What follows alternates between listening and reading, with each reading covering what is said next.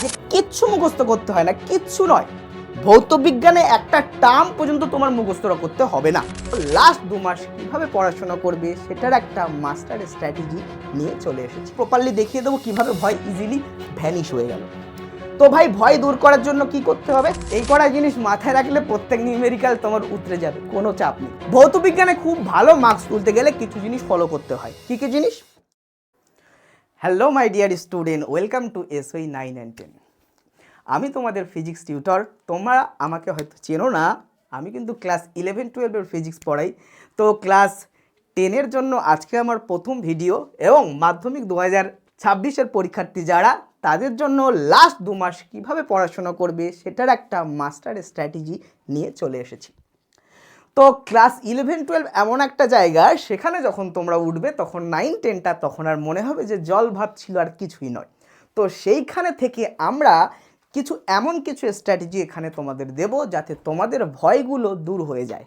তাই আজকের ভিডিওটা শুরু থেকে শেষ পর্যন্ত সবাই দেখো, দেখবে খুবই উপকৃত হবে। ঠিক আছে? তো আমি এটা ভাবলাম যে তোমাদের যদি কিছু হেল্প করা যায় তার জন্য আসি এই ভিডিও নিয়ে, এবং কিছু ক্লাসও যদি দেওয়া যায় সেটার জন্যই প্ল্যান করা হচ্ছে। তো চলো আমরা শুরু করি আর দেরি না করে। ঠিক আছে? সবার প্রথমে আসি যে তোমরা যে স্ট্র্যাটেজি ফলো করবে বা তোমরা শেষ 2 মাস পড়াশোনার জন্য মনস্থির করবে, তার জন্য প্রথম প্রয়োজন একটা প্রপার মাইন্ডসেট। এই প্রপার মাইন্ডসেট যদি না থাকে তাহলে শুরু কখনো হবে না। আমরা দেখেছি বারবার ছেলেমেয়েরা অবহেলায় পড়ে এবং ঠিকঠাকভাবে শুরুটা করতে পারে না। হয়তো ভাবছে যে কাল পড়বো বা পরের দিন পড়বো বা এই দিন থেকে সিরিয়াসলি পড়বো, বাট ওই সিরিয়াসলি পড়াটা হয় না। তাই কাল আর করবো এটা ভাবার দরকার নেই, তুমি আজকেই এই মুহূর্তে শুরু করে দাও। এই মুহূর্তেই তুমি শুরু করে দাও এবং এই মাইন্ডসেট তৈরি করে নাও যে এই 2 মাস আমি এক বিন্দু পরিমাণ সময় নষ্ট করব না, কারণ এই 2 মাস আমার জীবনে আর কখনো ফিরে আসবে না। তাই মাইন্ডসেটটাকে ভেরি স্ট্রং করে নাও। আয়নার সামনে নিজেকে দাঁড়িয়ে প্রতিজ্ঞা করো, এই 1 মাস বা এই 2 মাস যে সময়টা আছে সেই সময়টা আমারই সময়। এই মনস্থির যখন তুমি করলে, তারপরে তোমাকে কাজ কিন্তু শুরু করতে হবে, তখনই শুরু করতে হবে। আর শুরুর পথে তুমি তো মোটিভেশন পেলে, বাট মোটিভেশন সব সময় থাকে না। আমরা জানি মোটিভেশন ইজ টেম্পোরারি। আমরা কি জানি? আমরা জানি ভাই, মোটিভেশন টেম্পোরারি। Motivation temporary. চিরকাল থাকে কি? চিরকাল থাকে হলো ডিসিপ্লিন। তো এই 2 মাস তুমি মোটিভেশন পেয়ে হয়তো 4-5 দিন কাজ করবে, তারপরে কিন্তু তুমি ডিসিপ্লিন না থাকতে পারলে হারিয়ে ফেলবে নিজেকে। তাই তোমাকে বলি, মোটিভেশনের থেকে বড় কিছু হলো ডিসিপ্লিন। এই ডিসিপ্লিন এমন একটা জিনিস, এটা তোমাকে ধরে রাখবে। এই 1 মাস 2 মাস যে সময়টুকু আছে তোমাদের ধরে রাখবে এবং কন্টিনিউ তোমরা সেই পথে এগোতে থাকবে। তাহলে মাইন্ডসেটের পরে তোমাদেরকে ডিসিপ্লিন বিল্ড আপ করতে হবে। আর এই জন্য পড়াশোনা একটা সিস্টেমেটিক যাতে হয়, তার জন্য একটা প্রয়োজন কি? Proper study time. তো প্রপার স্টাডি টাইম তোমরা শিফটে ভাগ করতে পারো। তোমরা জেনারেলি পড়াশোনার টাইমে, এখন তো তোমরা বাড়ি থাকো, এখন স্কুল যেতে হচ্ছে না, তো আমি 3টে শিফট দেখতে পারি। একটা হলো তোমাদের জন্য মর্নিং শিফট, একটা হলো তোমাদের জন্য আমি যেটা বলতে পারি নুন বা দুপুরের শিফটটা, আর আরেকটা শিফট হতে পারে সেটা হলো নাইটের শিফট। তখন শিফটে কি তোমরা কাজ করতে যাবে? না, কাজ করতে যেতে হবে না। জেনারেলি ছেলেমেয়েরা এই দুটো শিফটে পড়াশোনাটা ভালো স্ট্রংলি করে। তো আমি বলবো একদমই ঠিক আছে, তোমরা যে পথে এগোচ্ছ কোনো অসুবিধা নেই, এই দুটো শিফটে পড়াশোনা স্ট্রংলি করো, কোনো অসুবিধা নেই। মর্নিংয়ে ভালো করে পড়াশোনা করো এবং নাইটের শিফটে ভালো করে পড়াশোনা করো, তার একটা প্রপার টাইম টেবিল বানিয়ে নাও। এই দুপুরের শিফটটাতে তোমরা চেষ্টা করো তোমাদের মক টেস্টগুলো দেওয়ার, বা তোমরা যে সেলফ মক টেস্টগুলো দেবে বা যে পরীক্ষাগুলো দেবে সেটা দেওয়ার চেষ্টা করো। ঠিক আছে? তাহলে এটা কিন্তু বেস্ট হবে তোমাদের জন্য। আর তোমরা একটা চেষ্টা করো প্রপার একটা টাইম টেবিল বানিয়ে নিয়ে সেই টাইম টেবিল দেওয়ালে চিপকে দাও এবং সেটা পাই টু পাই ফলো করো, এবং তার সাথে একটা একাডেমিক ক্যালেন্ডার থাকবে। 2 মাসের যে স্ট্র্যাটেজি ফলো করছো সেই ক্যালেন্ডার, একটা দিন চলে যাবে, একটা দিনকে গোল করে নেবে, সেই দিনটা কতটা ফুলফিল রেডি করতে পেরেছো সেটা অ্যানালাইসিস হবে রাতে, তারপরে পরের দিনটা গোল হবে। এভাবে একটা ডিসিপ্লিন ফলো করো এবং প্রপার স্টাডি টেবিল রেডি করো। ঠিক আছে? তাহলে দেখবে ভালো কিছু হবে। তো তোমাদের এই স্টাডি টেবিল বানানো বা প্রপার রুটিন মেনটেন করা, যে রুটিনটা তুমি বানাবে, কোন টাইমে কি পড়বে, সেটা তোমাকে নিজেই বানাতে হবে। তবে দেখা যাবে যে রুটিন একটু এদিক ওদিক হচ্ছে, হয়তো ঠিকঠাক মেনটেন হচ্ছে না, তবুও তোমাকে স্ট্রিক্টলি মেনটেন করতে হবে। ঠিক আছে, তুমি চাইলেই 2 ঘন্টা থেকে 3 ঘন্টা সময় নিয়ে একটা সাবজেক্ট ভালো করে পড়তে পারো, বা 1.5 ঘন্টা 2 ঘন্টা 1.5 ঘন্টা সময় নিয়েও প্রত্যেকটা সাবজেক্ট একদিনে পড়তে পারো, বা চাইলেই একদিনে 2টো সাবজেক্ট পড়তে পারো, এভাবে তুমি পড়তে পারো। আচ্ছা, তো আমি মেনলি এটা কি ভৌত বিজ্ঞানের জন্য বলতে এসেছি, তাহলে আমি তোমাকে ভৌত বিজ্ঞানের জন্য কিছু জিনিস বলি যেগুলো তোমাদের হেল্প হয়। কি বলা যায়, ভৌত বিজ্ঞানে খুব ভালো মার্কস তুলতে গেলে কিছু জিনিস ফলো করতে হয়। কি কি জিনিস? প্রথম কথা হলো ভৌত বিজ্ঞান এমন একটা সাবজেক্ট, এখানে কার কত ভালো কনসেপ্ট আছে সেটার উপর ডিপেন্ড করে। তোমরা যদি বই মুখস্থ করো না বুঝে, তাহলে তোমরা ভুল করলে। আমরা যখন 11-12 পড়াই তখন দেখেছি যে কিচ্ছু মুখস্থ করতে হয় না, কিচ্ছু নয়। ভৌত বিজ্ঞানে একটা টার্ম পর্যন্ত তোমার মুখস্থ করতে হবে না। সব কিছু যদি একটু বুঝতে পারো, কনসেপ্টটা ক্লিয়ার থাকে, সব নেমে যাবে, একটা টার্ম লিখতে হবে না। তাহলে তোমার উচিত কি, তোমার উচিত কনসেপ্টটাকে ভালো করে ক্লিয়ার করা। কনসেপ্ট ভালো করে ক্লিয়ার থাকলে তুমি মুখের ভাষা, তোমার নিজের ভাষাতেই তুমি উত্তর লেখো। তোমাকে যে বইয়ের ভাষা পুঙ্খানু লিখতে হবে এমন কোনো মাথা ধরা কেউ দেয়নি। তুমি যেটা বুঝেছো সেটা ঠিকঠাক যদি হয় তাহলে তুমি সেটা নিজের ভাষায় লিখবে, আর যেটা সায়েন্টিফিক্যালি কারেক্ট হলে কোনো যদি ভুল না থাকে সেখানে, তাহলে ফুল মার্কস দিতে তোমাকে বাধ্য, ফুল মার্কস দিতেই হবে। তাহলে তোমার উচিত টু দ্য পয়েন্ট অ্যান্সার করা, কনসেপ্ট ঠিক করে ক্লিয়ার করা, তাহলে দেখবে প্রত্যেকটা কোশ্চেন মুখস্থ করতে হচ্ছে না, বুঝে বুঝে মুখস্থ হয়ে যাচ্ছে, অটোমেটিক মুখস্থ হয়ে যাচ্ছে বুঝলে ঠিকভাবে। তাহলে বুঝে বুঝে মুখস্থ করো এবং টু দ্য পয়েন্ট অ্যান্সার দাও, তাহলে ভালো মার্কস উঠবে। ঠিক আছে, আর কি, আর প্রত্যেকটা চ্যাপ্টার যেগুলো তুমি পড়বে সেগুলো খুঁটিয়ে পড়ো। কেন খুঁটিয়ে পড়ো? ধরো তুমি একটা চ্যাপ্টার একটু ভালো করে পড়লে না, পরের চ্যাপ্টার ফের চলে গেলে, আবার পরের চ্যাপ্টার চলে গেলে, সব চ্যাপ্টার তোমার খুব তাড়াতাড়ি সিলেবাস শেষ হয়ে গেছে, বাট প্রত্যেকটা চ্যাপ্টারকে তুমি চুলকে ঘা তৈরি করেছো, ওই ঘা তোমার এখন মেরে ফেলছে। তাই তোমার উচিত যে চ্যাপ্টার পড়বে ভালো করে পড়ো। তো পড়ার জন্য বেস্ট টেকনিক হলো একটা চ্যাপ্টার খুব ভালো করে পড়লে তার থিওরিটা, তার উপরে আমাদের ভৌত বিজ্ঞানে নিউমেরিক্যাল করতে হয় বা গাণিতিক উদাহরণ করতে হয়, গাণিতিক উদাহরণ করলে এবং তার সাথে তার কিছু কোশ্চেন প্র্যাকটিস করলে, কোশ্চেন ব্যাংক থেকে, অথবা এখন টেস্ট পেপার বেরিয়েছে টেস্ট পেপার থেকে, এরকম অধ্যায় ধরে ধরে তুমি রেডি করলে বেস্ট মার্কস উঠবে। ঠিক আছে, এবারে এইগুলোর পরে প্রয়োজন পড়ে মক টেস্ট দেওয়া বা টেস্ট দেওয়া। যে ছেলে টেস্ট দেয় না আর যে ছেলে টেস্ট দেয় তাদের দুজনের মধ্যে ডিফারেন্ট কি? দেখবে একটা ছেলে সারাদিন পড়ছে, খুব ভালো করে পড়ছে, মক টেস্ট দেয় না, আর একটা ছেলে পড়ছে smartly but mock test regular দেয়। দেখা যাচ্ছে যে মক টেস্ট রেগুলার দেয় সে ভালো রেজাল্ট করছে, এবং সবথেকে আশ্চর্যজনক ব্যাপার, ছেলেটি পরীক্ষার আগে শুধু মক টেস্ট দিয়ে গিয়েছে, কোনো রকম রিভিশন দেয়নি।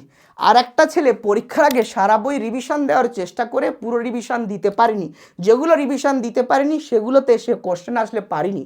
আর যে ছেলে শুধু মক টেস্ট দিয়ে গেছে, রিভিশন দেয়নি, তার আগে থেকে পড়া ছিল, সে ফুল মার্কস পেয়েছে। তো মক টেস্টের গুরুত্ব এতটা। তো এই প্রসেসগুলো কিন্তু তোমরা মেনটেন করো ভালো মার্কস তোলার জন্য। তোমাদের অনেক টিচার এটা বলবে যে গুছিয়ে লিখলে নাম্বার কাটে, যারা চাইবে 90% অ্যাবভ নাম্বার তুলতে তাদেরকে বলে ভাই গুছিয়ে লেখো সুন্দর করে।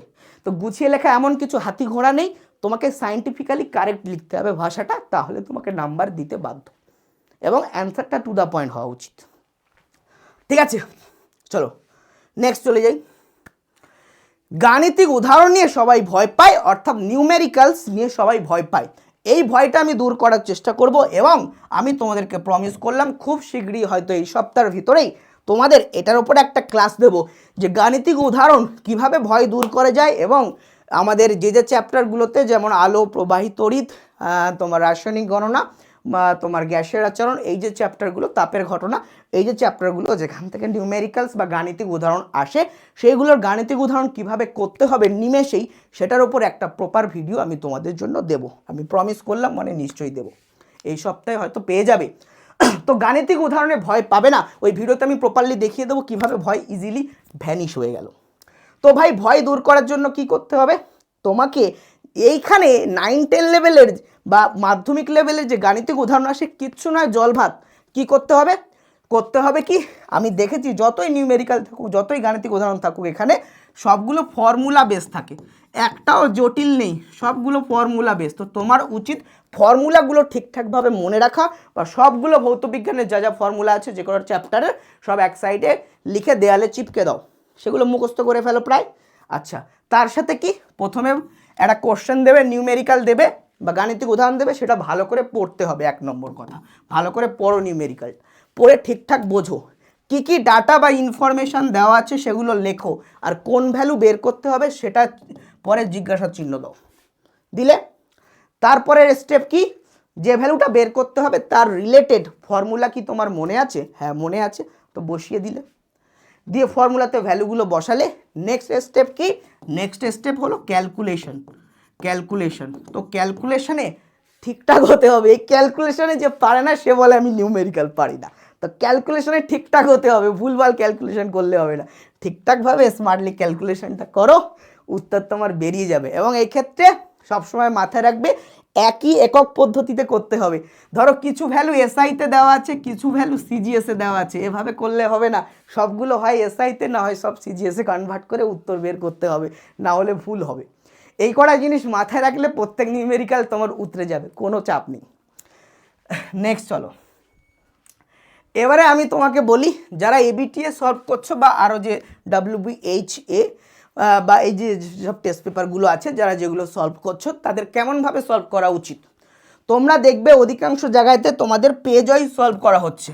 পেজ ওয়াইজ সলভ করলে দেখবে হার্ডলি তোমরা 5 থেকে 6টা পেজ বা খুব বেশি হলে 7-8টা পেজের বেশি সলভ করতে পারবে না, কারণ টাইম নেই। এবং যারা পড়াশোনা করে 7-8টা পেজ সলভ করলে মোটামুটি কোশ্চেনের আন্দাজ হয়ে যায়, খুব একটা খারাপ কিছু হয় না। কিন্তু ভালো কিছু করতে গেলে তোমাদের উচিত কি, একটা চ্যাপ্টার এই সময় রিভিশন দাও, অধ্যায় ধরে ধরে রিভিশন দাও, আর রিভিশনের সাথে সাথে কি করবে, ওই চ্যাপ্টারে যা টেস্ট পেপারের কোশ্চেন হয় খুঁজে বার করো, করে সেগুলো সলভ করে নাও। তাহলে চ্যাপ্টারও রিভিশন দেওয়া হয়ে গেল, এবিটি এর কোশ্চেনও সলভ করা হয়ে গেল। এটা হলো বেস্ট টেকনিক। তাই এবিটিএ সলভ করা বা যে কোনো টেস্ট পেপার সলভ করা বেস্ট টেকনিক হলো চ্যাপ্টার ওয়াইজ সলভ করা বা ইউনিট ওয়াইজ সলভ করা। ঠিক আছে, এটা মাথায় রেখো, এটা কিন্তু বেস্ট টেকনিক। তবে চাইলে পেজ ওয়াইজ করতে পারো, এতেও হয়ে যায় কাজ। আচ্ছা, শেষে তোমাদের জন্য একটা ছোট্ট মোটিভেশন, যে দিন শেষে সব কিছু নিজের হাতে। এত টেকনিক এত কিছু কেন বলা হচ্ছে? বলা হচ্ছে তোমাদেরকে মোটিভেট করার জন্য। কারণ পড়তে পড়তে একঘেয়েমি চলে আসে, নিজেদের জায়গা হারিয়ে ফেলে, কোথায় যে তলিয়ে যায় বুঝে ওঠা যায় না। আর মাধ্যমিক জীবনের একটা প্রথম পরীক্ষা, এবং এটা খুব ক্রুশিয়াল জায়গা, মাধ্যমিকের নাম্বার অনেক ভ্যারি করে, তাই না? তাই মাধ্যমিক কিন্তু আর জীবনে কখনো ফিরে আসবে না। আমার মাধ্যমিক আমি চাইলে আবার দিতে পারবো না, কেউই তার মাধ্যমিক আবার চাইলে দিতে পারবে না। তাই মাধ্যমিক এর এই দিন আর জীবনে কখনো ফিরে আসবে না। তাই হাতে যে 2 মাস আছে, প্রায় 2 মাস, পুরোটা নেই, 2 মাসের থেকে কিছুটা কম সময়, যে 2 মাস পুরোটা সময় আছে, এই সময়টাকে ইউটিলাইজ করো।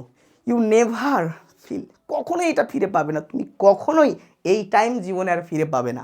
এবং এই মাধ্যমিক কখনো ফিরে পাবে না। এবং মাধ্যমিকের নাম্বার খুব গুরুত্বপূর্ণ জায়গা, গুরুত্বপূর্ণ ভূমিকা নেয়। উচ্চ মাধ্যমিকের নাম্বার যেই বা নিট দেওয়ার জন্য যতটা লাগে ততটা হলে হয়ে যায়। আবার দেখা গেছে এখন মাধ্যমিকে ভালো নাম্বার হলে সেখান থেকে নাম্বারের উপরে বেস করে কিছু জবও পাওয়া যায়। তো মাধ্যমিকের নাম্বার খুব গুরুত্বপূর্ণ। এবং মাধ্যমিক তোমাকে কনফিডেন্স বিল্ড করবে, জীবনের প্রথম প্রবেশিকা পরীক্ষা। তাই তোমাদের উচিত এই 2 মাস নিজেদের সবটুকু দিয়ে চেষ্টা করা, সবটুকু দিয়ে চেষ্টা করো। এবং চেষ্টার বিফল কিছু হয় না, কোশিশ করনে वालों को कभी हार नहीं होता।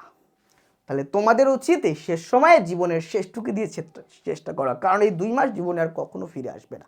তাই প্রত্যেককেই বলছি, একটা বিন্দু সময় নষ্ট করো না। যখনই ভিডিওটা দেখবে তখন থেকে সিরিয়াসলি পড়াশোনা শুরু করো। আর কোনো কাল নয় যে এই দিন করবো ওই দিন করবো, এই অজুহাত ওই অজুহাত, বাড়িতে এ আছে ও আছে ও আছে, এ চলে যাক ও চলে যাক, কিচ্ছু হবে না। ঘরের দরজা বন্ধ করো, আদা জল খেয়ে বলে না, আদা জল খেয়ে ঘরের দরজা বন্ধ করো। কাউকে তুমি চেনো না, তোমার প্রয়োজনীয় জিনিসপত্র ছাড়া, বাবা মা প্রয়োজনীয় যাদের প্রয়োজন তাদের ছাড়া বাকি কাউকে চেনো না তুমি। শুধু পড়তে থাকো, শুধু যেভাবে স্ট্র্যাটেজি বলে ফলো করতে বলা হচ্ছে সেভাবে পড়তে থাকো, টিচারের গাইডেন্স নাও, পড়তে থাকো, দেখবে কোশিশ করনে वालों को कभी हार नहीं होता। তো আমরা তোমাদের জন্য এবিটি এর টেস্ট পেপার সব নিয়ে আসবো। আমিনুস স্যার তোমাদের জন্য কিছু ভিডিও দিয়েছে, পর্যায় সারণী, পরিবেশের জন্য ভাবনা, আরও কিছু ভিডিও উনি দিচ্ছেন। আমি চেষ্টা করব তোমাদের জন্য চ্যাপ্টার ধরে ধরে কিছু টেস্ট পেপার সলভ করে দেওয়া। যেমন প্রথম ভিডিও আমি আনতে চলেছি আলোর এবিটি টেস্ট পেপার সলভ, তারপরে প্রবাহী তড়িতের এবিটি টেস্ট পেপার সলভ, তারপরে গ্যাসের আচরণ, তাপের ঘটনা, ভৌত বিজ্ঞানের যেটা পিওর ফিজিক্সের পোর্শন, সেগুলো কিছু আনার চেষ্টা করছি। খুব দ্রুতই সেগুলোর রেকর্ডেড ভিডিও তোমরা পেয়ে যাবে এবং তোমরা মন দিয়ে ভিডিওটা দেখো, ঠিক আছে। এবিটিএ আমি অনেকগুলো পেজ সলভ করার পরিস্থিতি হবে না, প্রথমের দিকের কিছু পেজ সলভ করে দেবো, তোমরা বাকিগুলো একটু হোমওয়ার্ক হিসেবে নিজেরা করবে, ঠিক আছে। তো এইভাবেই তোমাদের কিছুটা হেল্প যদি করতে পারি বা ভৌত বিজ্ঞানে, আমিও চেষ্টা করছি, আমিনুস স্যারও আছে, দুজন মিলে আমরা চেষ্টা করব তোমাদের ভৌত বিজ্ঞানে কিছু হেল্প করে দেওয়ার জন্য। তো সবাইকে অনেক অনেক শুভকামনা, ভালো করে পরীক্ষা দেবে, তার জন্য ভালো করে প্রিপারেশান নাও, ঠিক আছে। All the best everyone. আমাদের একটা বেদবাক্য আছে, সেটা একটু বলে শেষ করি। বাংলা পড়বে, বাংলা শিখবে এবং বাংলা জিতবে। জয় হিন্দ।